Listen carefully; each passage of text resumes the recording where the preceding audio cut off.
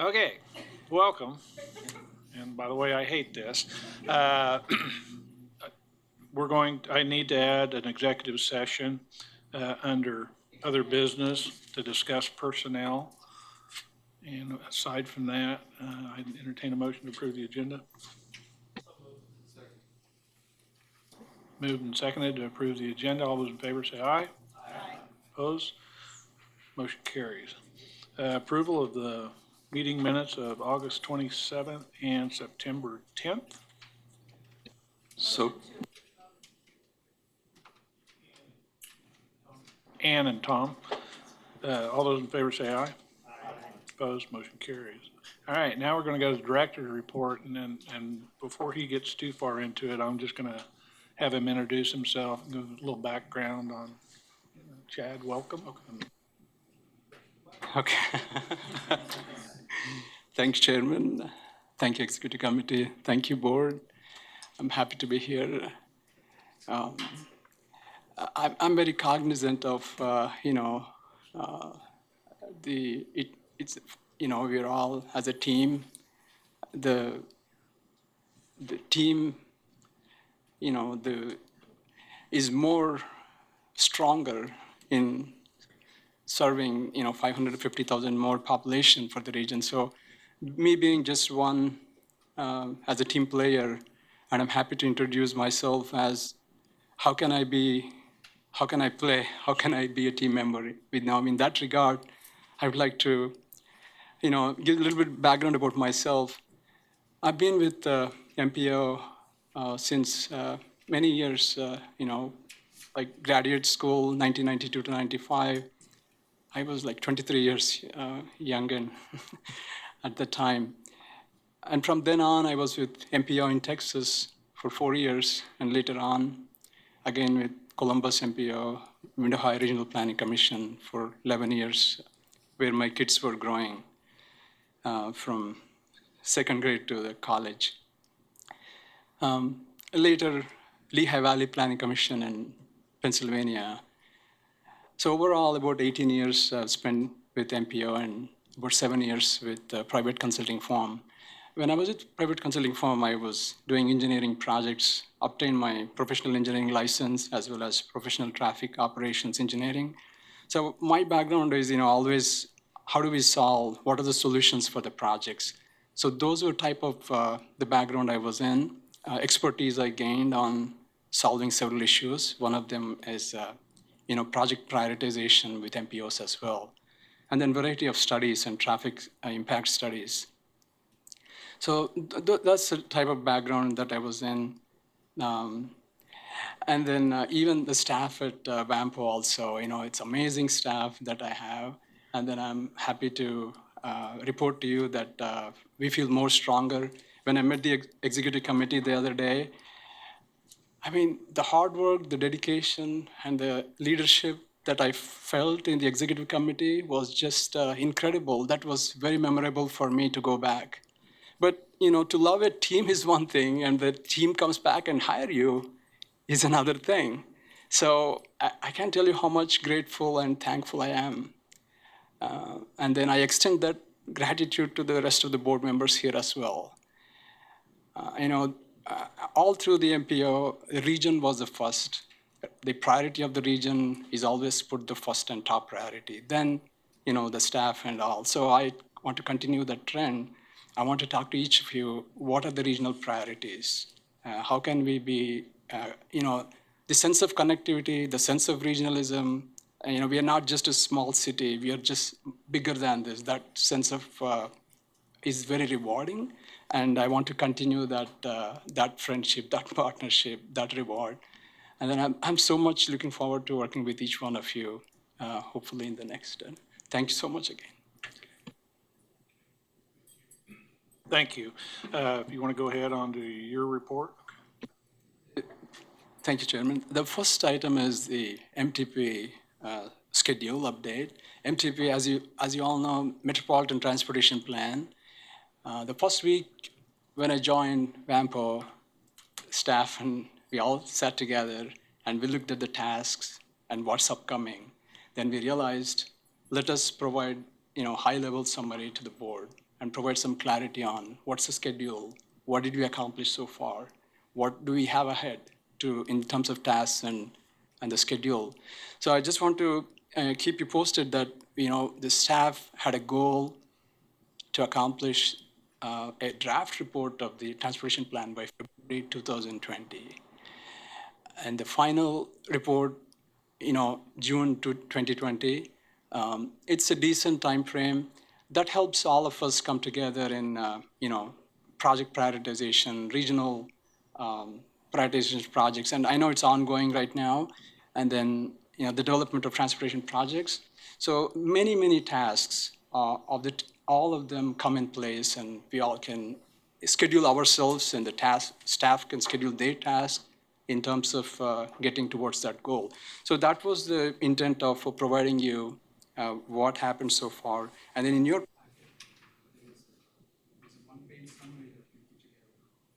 oh, thank you, Jim. One-page summary that's put together in your packet. It looks, I think it looks blue page, I think, this way. So there, what's completed so far and what needs to be done. Few items down today's agenda, the staff has presentations on public engagement that's upcoming and what has been accomplished. And then Chris also is presenting on regional transportation priorities. So you will be hearing more. And then we want to keep you posted each month where we are on the schedule and what progress we had been making. So thank you, Chairman. Any questions?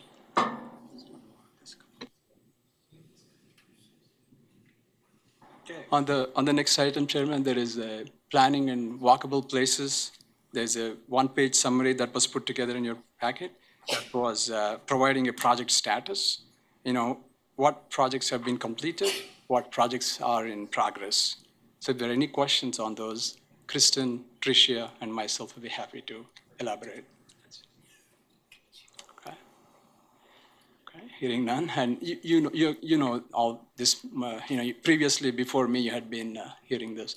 The next item on the report is to keep you posted on AP-BP webinar series. The next one is on October 16th at 2 p.m. in the same room here. So that's all on that.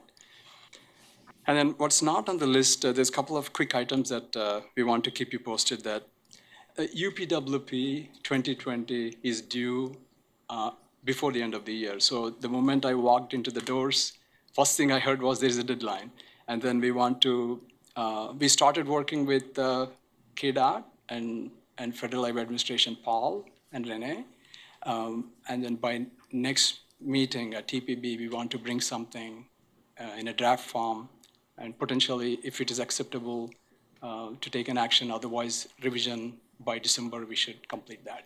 So that will be coming soon, UPWP 2020. So we're working diligently on that to get it completed. And the final item in the director's report is local concert that's upcoming in November, month of November. There was a regional priorities presentations at the Chamber of Commerce. And then I'm pleased to see, the effort of WAMPO staff on MTP development, the regional priorities, is welcomed by Chamber as well. It's a regional support, whether it's a chamber or a REAP or we're all connected and we are all together and we are very supportive of, each other to make sure there is one voice in the concert. So that's up and run. So that's all. Thank you. Any questions? All right, moving on, the consent agenda.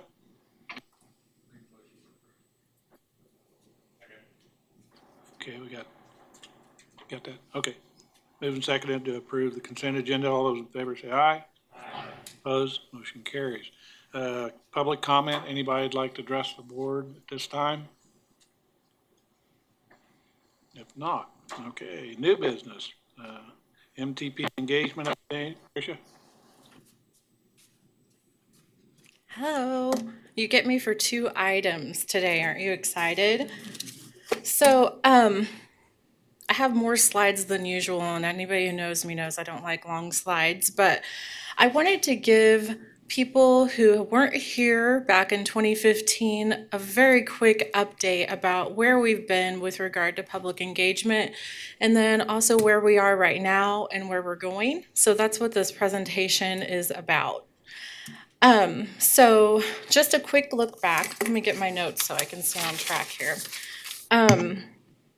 So just in 2015, our last MTP was updated, and it was around that time I started thinking about how are we going to engage the public as we start to think about updating our next plan, because we had a long road of talking to people ahead of us. So by 2016, and you guys are probably all familiar with this trends and issues topic, we started researching. Phil did a lot of research about what the trends are, what our population look like, all sorts of stuff. Around that same time, we started what we called this WAMPO speaker series. And we really were looking into these interconnections between transportation and public health and land use and walkable urbanism, all of these things we started thinking about just to kind of get the lay of the land. What are the issues and how does transportation fit into that? And for those who weren't here, these videos are available on our website. The link is down below there. They're on our YouTube channel. So we tried to record all of them that we could. I think there were about 10 of them in the series. And by 2017, we had kicked off our scenario planning initiative. This resulted in 5 different scenarios about possible futures. And those summaries are on our website also if you weren't here for that. So then in 2018, we started talking to people. We knew what some of the issues and trends were. We had our scenarios to back up information to help keep people informed about what we were seeing. So then we wanted to talk to people and kind of validate our findings. Does this resonate with you, with your communities? And we learned a lot of different things about the demographics and the people and their preferences. So then this September 2018, our new Plan Advisory Committee had their kickoff meeting. This is just a list of all the people who are participating in this advisory committee. And I just wanted to say thanks to everyone who's been sticking in there with us. They have been very helpful as we have done a whole bunch of stuff. So we have a 4-phase public engagement strategy. So the first phase, number 1, was in November of 2018 through the 1st of this year. And at that time, we were asking people out in the public to help us reimagine our current plan and direct us towards the best possible future. So these bullets are just a highlight of some of the things we found. We did 32 in-person presentations, and this was with the help of the PAC.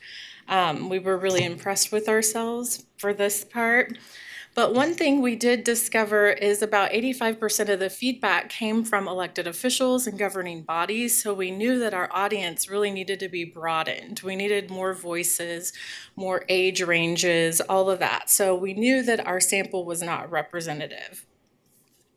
So we had about 223 comments, and we identified these 33 theme areas based on the comments.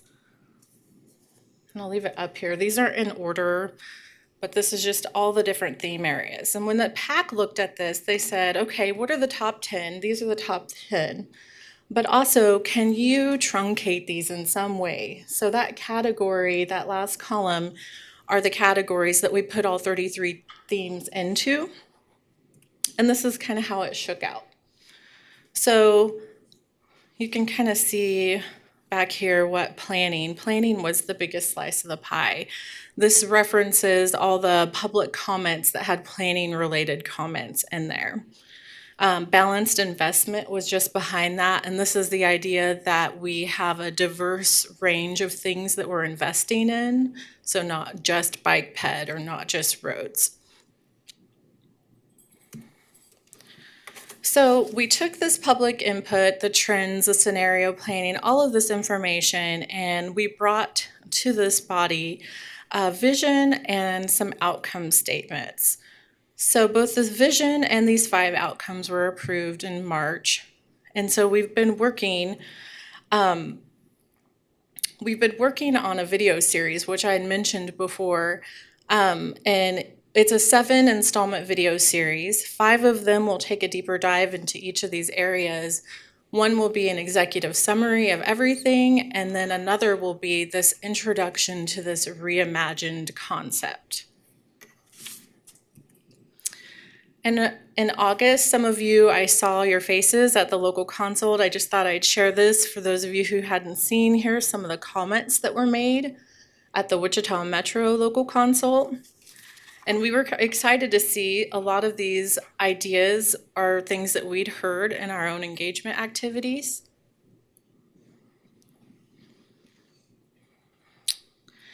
And then a little later, Secretary Lorenz released these 3 statewide themes. So similar to our 33 themes, they have 3.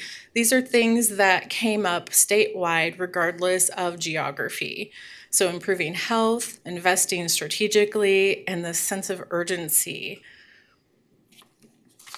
And I did request that KDOT share their data that they received at the Wichita local consult so that we can plug it into our information as we're working to update our long-range plan as well. And they agreed. They said no. No, they said yes. Let me catch up here. So the second phase, this is where we are now, phase 2 public engagement. So this is going to be all about the projects. We received 112 candidate projects for our long-range plan. So part of the process before the selection committee makes a recommendation to this body is for us to let the public take a look and to weigh in on what they think. What's their level of support? Do they agree with some of the things that were said in the project applications, or just in general, what do they want to see investment at? So we have created a bunch of outward-facing materials. We'll have a web-based tool for people to engage on. My call to action to all of you is if you could help me share that information with your constituents so that they can weigh in on what they think of your respective projects, that would be of great help. All of that information will be summarized in a report that goes to the selection committee, and that'll help them make decisions as they're developing a recommendation for you all. So then phase 3, this will be our downward slide. We're hoping to have a draft of our MTP update sometime in the spring, but between now and then, we are going to be working with WSU Public Policy and Management Center to help us kind of synthesize some of the information. You know, there's a lot of data and stakeholder feedback. There's Project Wichita and the Chung Report and all of this really good information. And we don't want to recreate the wheel. We want to capitalize what's been done already. So we're going to have them look through that and see where the transportation intersections are. The colorful diagram on the left is what we think we found. So they're going to apply a little scientific lens to that and see if they find the same thing. And then we will expose the public to these ideas, let them look at our draft, and help us refine the document before we send it to you all in the summer. So things to look forward to, the 7 installment video series. You'll get to see the first one today.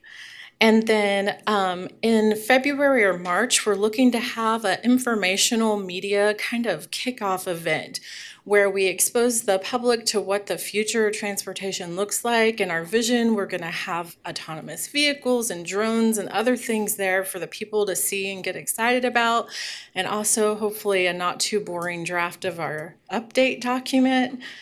And these videos for people to watch. So stay tuned for more information about that.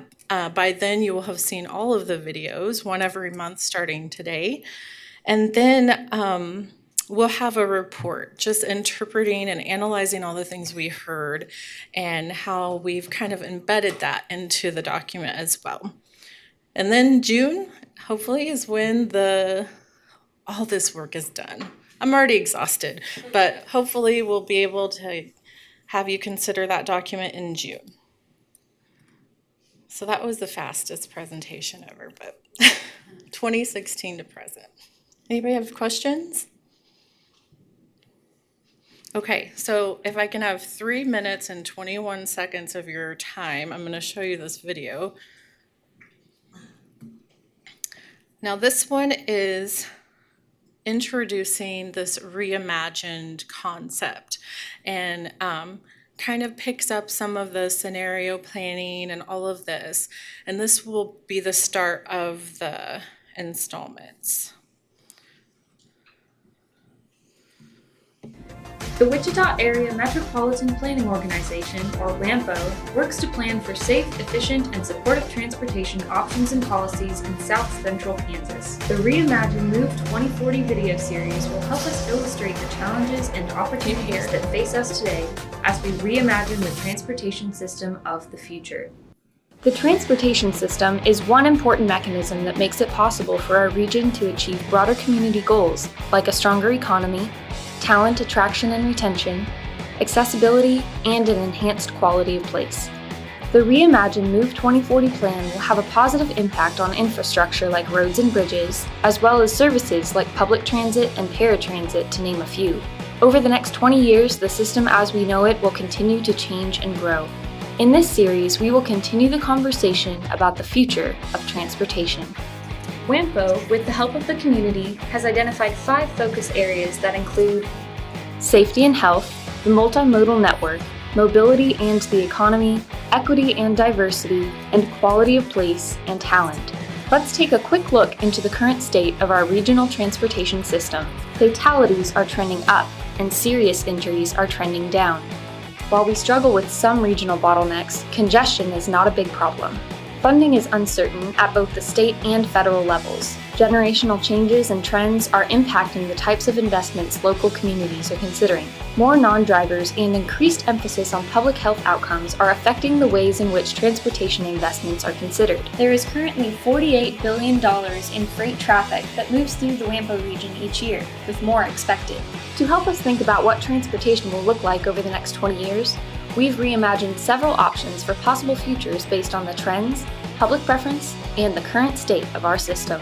The urban renaissance addresses the demographic trends depicting the graying of our population and the growing proportion of millennials and Gen Z.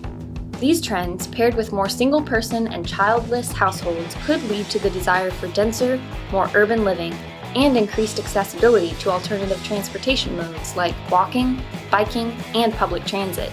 The clear state of financial uncertainty at the state and federal levels encourages us to consider a future where our region comes together to explore opportunities for shared leadership and funding sources, with an increased emphasis on the growing freight activity to strengthen the economy. Increased financial uncertainty will also encourage us to look at ways to prioritize limited resources and repurpose the existing system.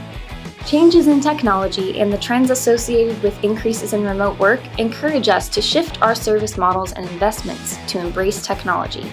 Now let's reimagine. Whether it be a stronger economy, accessibility, or an enhanced quality of place, we are asking the questions now to help shape the future of transportation. Reimagine Move 2040 will help us chart a course for the future, help us build a region that tackles new challenges and aligns with our values of sustaining livable, productive, and inclusive systems that all residents can benefit from. Let's reimagine the future of transportation together.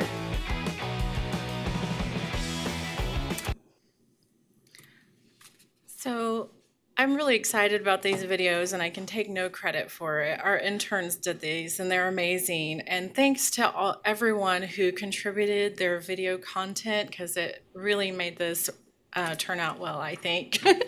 But if anybody has any questions, let me know. This is going to be on our YouTube channel. I'm going to send it out in our newsletter here in a few days too. So I would really love you all to share it and to use it. We have several more that are still being worked on. So those 5 areas, if there are ways that you would like to contribute, or you're part of groups that would like to contribute or be interviewed, we've had several people interviewed already, but we're happy to collaborate.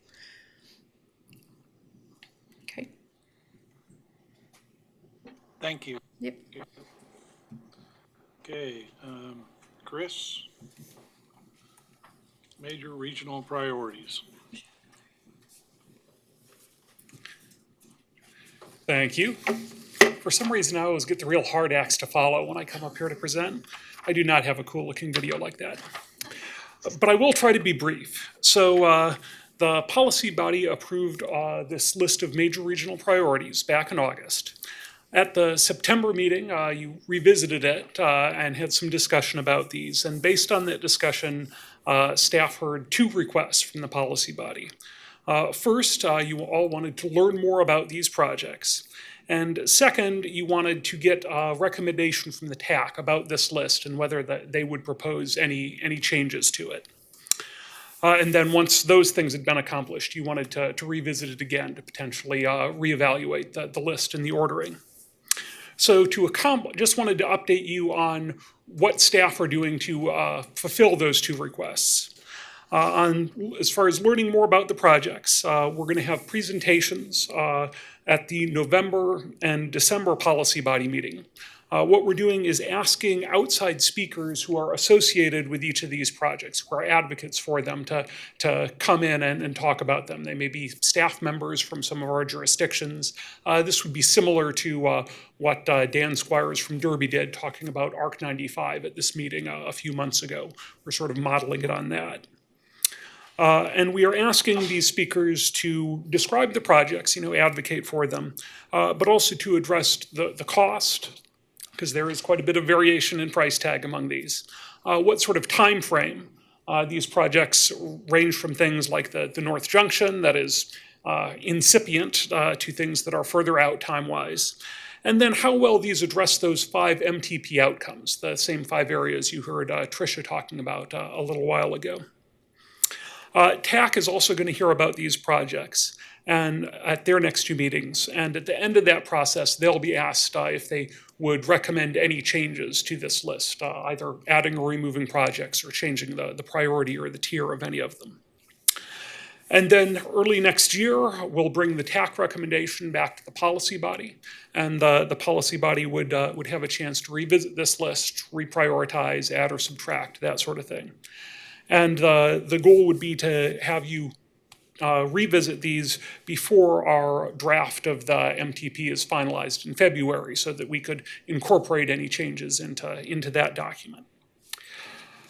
I do want to note that I've got a line on potential speakers for most projects. We do have 4 orphans here. So if anyone has some good suggestions for member jurisdictions or outside groups who would be good advocates or good at explaining these to the TAC and the policy body, please feel free to suggest that to me. It'd be a big help. So, any questions from the policy body? Is this plan of action fulfilling what you guys were looking for at your last meeting? Thanks, Chris. I think we had a discussion about how our list lines up with the Chamber's Transportation Coalition. Do we have a sense of that? Sure. Actually, I was talking about that with Brett just before this meeting. The 2 lists have a somewhat different focus. They're different a bit geographically. The Chamber is doing the 10-county REAP area. We're just the WAMPO region. Also, our list is a little broader. There are some things on here that are more conceptual at this point, whereas the Chamber tends to be more focused on particular highway or some transit projects. But for the things where those lists overlap, so within the WAMPO region and stuff that is KDOT projects, highway projects, the transit stuff, there is pretty close to 100% overlap in what's on the 2 lists. I haven't had a chance to look real closely at the prioritization. I think largely we're in line there, but there may be some differences on the ordering a little bit. But just in terms of what's on the list, we're pretty much 100% where the 2 do overlap, sort of domain-wise.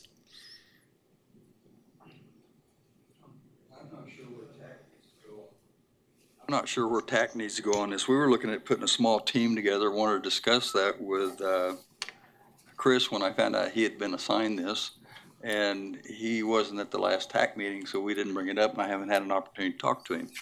I was looking at a different road, looking at the technical evaluation and the need and the obsolescence and some other things on all the projects and putting them in order that way and having a recommendation brought back by the county, city, and a couple small cities represented technically on these. I don't know whether we need to go into that detail or not. If we're gonna have potentially the people that would be on that team coming and pitching these projects, then I don't know what I'm gonna be doing with it. So I need some guidance.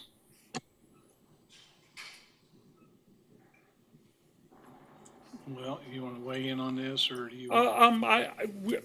From the staff level, we'd be open to either of those approaches, either using the TAC or some other group. I think it pretty clearly from the board TAC at the last meeting, but open to reorienting that if the board desires. How many are on the TAC committee? Remind me, the rough ballpark. Uh,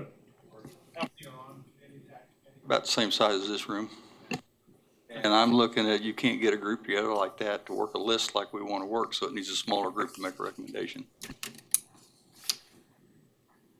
I would tend to agree with that. We could, I think if we had some engineers from both the city, the county, some of the smaller communities involved, and like I say, a couple of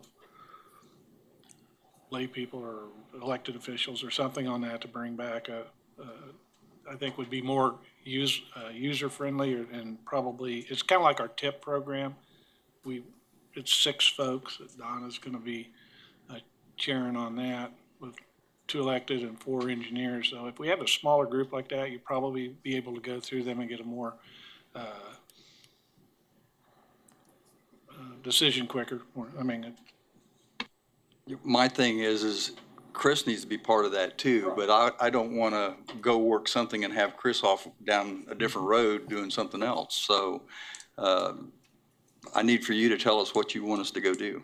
Well, I think staff members, just like the TIP program, we have staff members involved to help us along with that. Is anybody got a different suggestion? You want us, Cindy, go ahead. I want to make sure I understand. So instead of bringing these to us and having the presentations that Chris suggested, is that what we're talking about? Is it either or?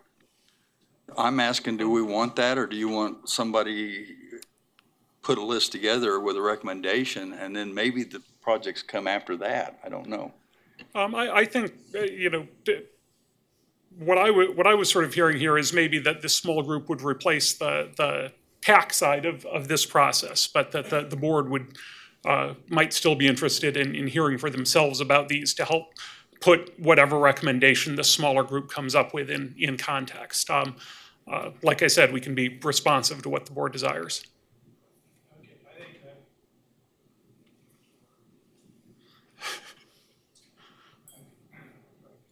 Anyway, I like that idea of the presentations along with the TAC, the small group, the TAC. Like I said, I'll probably tap several of the people that are on the TIP now, and Jim, whoever, and I usually check with the city on who they'd like to have on there. Sure. So we will be, later this month, we will be starting up the meeting of our project selection committee that is looking at the funding for sub-allocated WAMPO projects. We had our call for projects earlier this summer, and as Tricia mentioned, we're taking those out for public comment, and then a selection committee will be picking those. I'm hearing a lot of the same names that are already on that committee, so one option would be to ask them to pull double duty. We are already asking quite a bit of them, so it would be layering some more on there, but that would be one option for using an existing group for this. I'd be happy to talk with you after if that'd be helpful. Yeah, well, we need to check with the folks that are on there too, how much they want to commit time-wise, so. Mm-hmm. We are asking a lot of community. We're asking a lot of staff members and community members, same folks time and time again, so anyway. Pete, you got something? Well, I just think, I think it'd be responsible for this organization to be somewhat in line with that regional chamber. There's some things on there, the regional chamber, I don't think address like electric charging infrastructure. There's some things that are not in line, which is fine. And also just comment that the regional group is doing a one-page summary on each one that includes, it follows a standard format economic impact, approximate time frame, costs, and things like that. So I just think it'd be valuable to be in line a little bit consistent with that. Maybe somebody from that group could help be a part of this group just to kind of, well, could lend some shortcut information, really.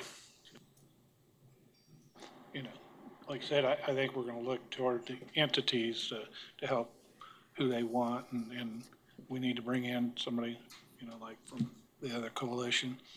And remembering, you know, like Chris brought up earlier, you know, a lot of them are similar, but they're looking at a 10-county area, and we're looking at a lot more condensed areas, so we gotta keep that in mind. So, I'll get with Chris if that's all right with folks, and we'll get that committee put together fairly quickly. Bert? Summarize what you all decided here? I mean, after Jay's comment, and summarize exactly what the thoughts are or what the plan. Anyone? So before you do that, so Pete's comment about the one-pagers that the coalition has already done, those might be useful to us, since I think there is a lot of overlap on this, so that shortcut, I think, would certainly be of benefit to us. No, there's no use to reinvent the wheel. Exactly. Bert? Just one question. Did the call for projects that have come in, just so I'm kind of aligned, do they fall within these buckets already? Help me understand the difference between what we're trying to do here and what we've had a call for projects for. Sure thing. So what we're trying to do here is really identify kind of the big ticket, large scale items in the region, even if they're things that wouldn't necessarily be getting WAMPO's funding for those projects. You know, many of these projects are in the tens or hundreds of millions of dollar range, and WAMPO gets $12 million a year of federal funding. So these are things that are certainly beyond the reach of WAMPO to solely fund. We're more looking at these as coming up with a list as a tool to use for things like KDOT local consult, like talking to the state legislature, just what does the region as a whole through WAMPO support the state or the federal government funding in our area. The call for projects that we had earlier this year was just for our sub-allocated funds, looking at what we're going to spend that $12 million a year on. And that's tending towards much smaller projects. The average project we had submitted in response to that call is about $3.2 million in federal funding. So much smaller projects in scale. I think the only absolute overlap between the two is the ARC 95 project. That did come in phase one of that as a request for WAMPO funding, as well as being on this list. But otherwise, it's sort of they're this is the big projects in the region, and the call for projects for WAMPO funding is for much smaller projects.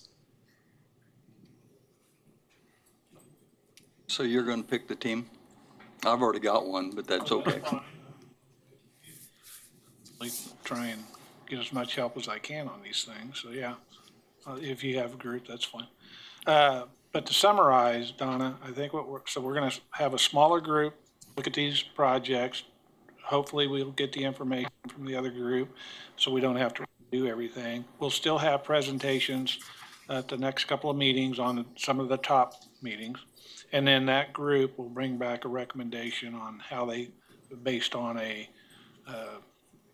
engineer, however they'd like to do it, but based on their study and information that they've gathered, we'll bring back a list for us to look at, and then for our priority list. And like I said, I think. The presentations will be from top group. We're not gonna try to have presentations from all. No, just, I think 4 or 5, Chris? Well, I'd intended to get his groups in to talk very briefly about as many of these as we can, 5-minute presentations, not 20 minutes. Just a brief overview of them. Yeah. So. Any other questions, discussion? Are we fine with where we're heading? If not, we're going to move forward. Thank you very much. Okay, the executive committee we met last week with Chad and started to go over some issues that we're going to come up with a set of goals for him to reach and accomplish, so we can do a review. We will meet again in the next month to further that discussion and try and come up with that, which we'll also present to this board for approval. Anything else?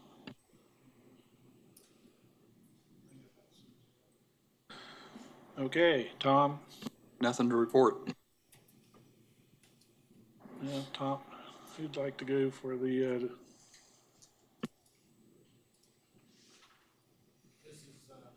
You're asking about Tom's report?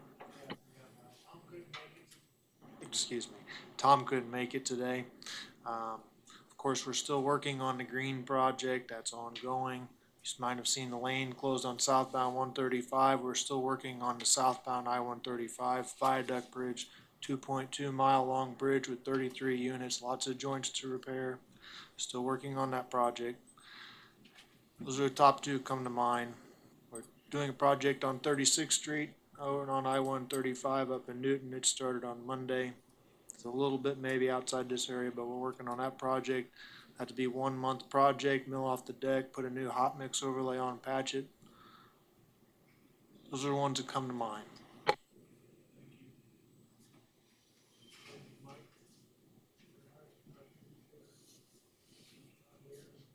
anybody from the feds or any other thing to report from the state? Are you good for that? All right.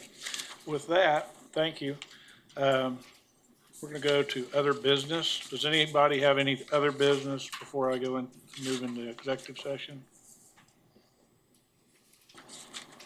With that, I would move we recess into executive session to engage in privileged communication with legal counsel about options following an audit and investigation. We will reconvene the open meeting in this room at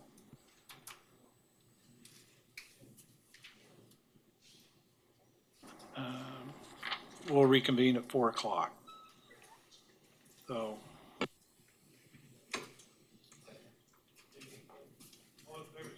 All in favor say aye. Opposed?